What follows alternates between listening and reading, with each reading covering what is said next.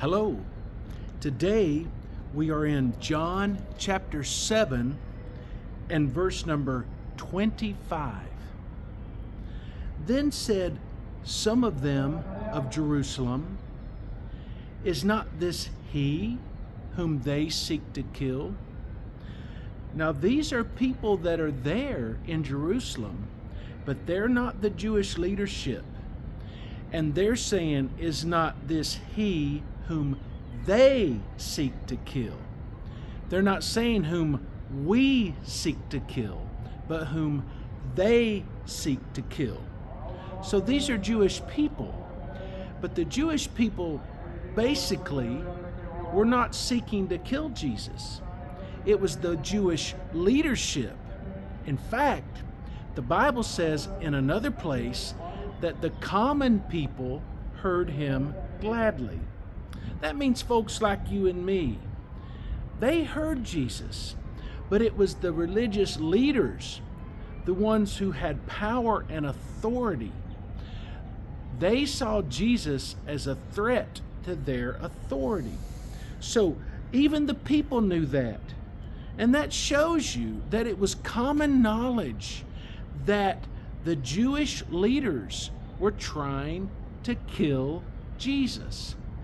From the very beginning, when Jesus began to go out and to preach and to teach and to do miracles, the leadership of the Jews began to see him as a threat and took it upon themselves to find a way to kill Jesus. So the people knew that. Everyone knew that. And then the people are saying in verse 26, "But lo, he speaketh boldly, and they say nothing unto him." So they're amazed that Jesus comes, and he's speaking boldly, and he's teaching boldly. And he's not saying, "I don't want to offend anyone, and I hope this doesn't hurt your feelings." He's not speaking like that. He has God's message. And when you have God's message, you preach the message as if it is God's message. And so Jesus, not only does he have God's message, but you and I know that he is God. He's the Son of God. And so he's speaking boldly. He's speaking with authority. He's speaking facts and truth, knowing that what he is saying is exactly right. And so the people are saying, Jesus is speaking so boldly, yet the leaders are doing nothing to him. Do the rulers know indeed that this is the very Christ?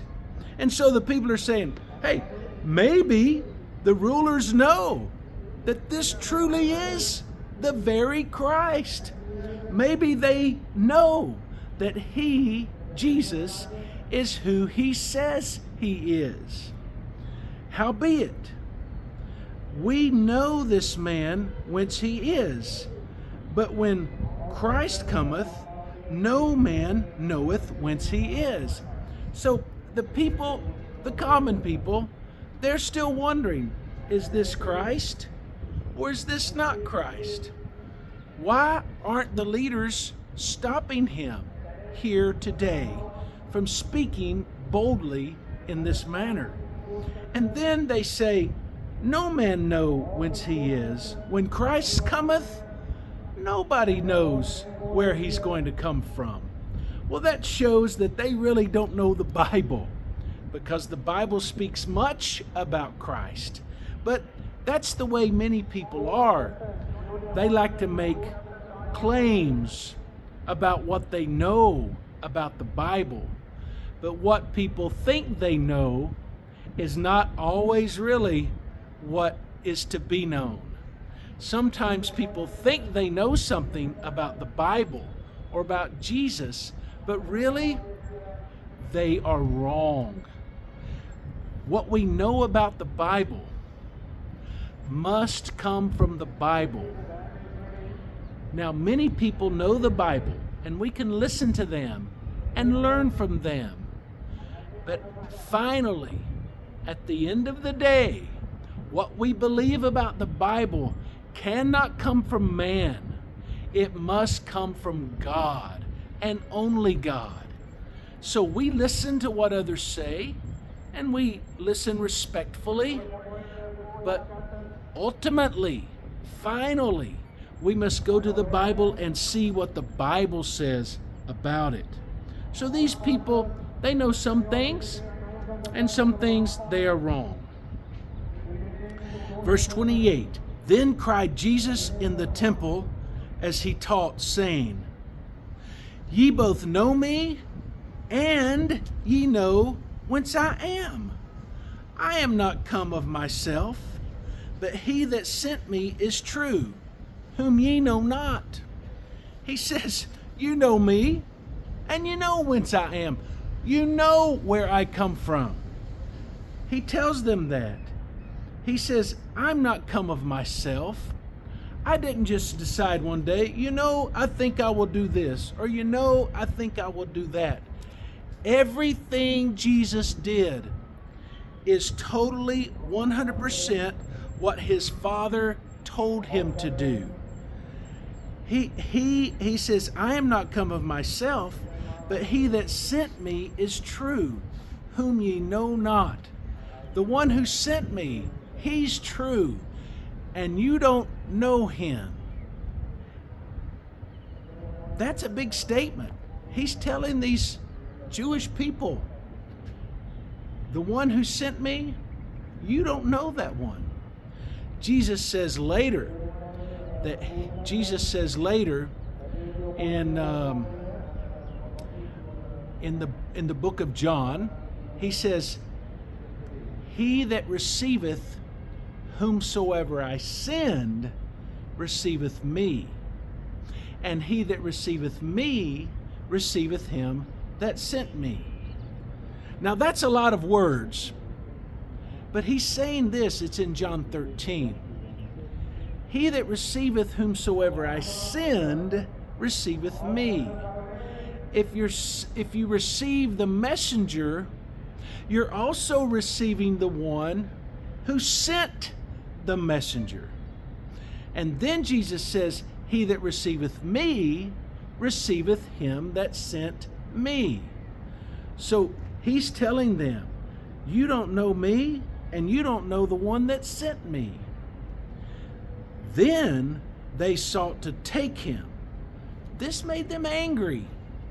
When you tell a religious person you don't know God, it makes them mad. And so they sought to take him. But no man laid hands on him, because his hour was not yet come. They wanted to kill him. They wanted to take him. But his hour was not yet come. That means it was not time for him to go to the cross and die. Now, he would do that later, but it's not time here. God has a perfect time, and he will protect us. If we'll follow him and do what he says, he will protect us until his time is fulfilled. The last verse we'll look at today is verse 31. And many of the people believed on him and said, when Christ cometh, will he do more miracles than these which this man doeth? So many people believed on Jesus. And they're saying this is Christ. When Christ comes, could he do more miracles than Jesus did? This must be the Christ. This must be the one. We see that again, that some people will believe and some people will not believe. That's it for today. See you next time.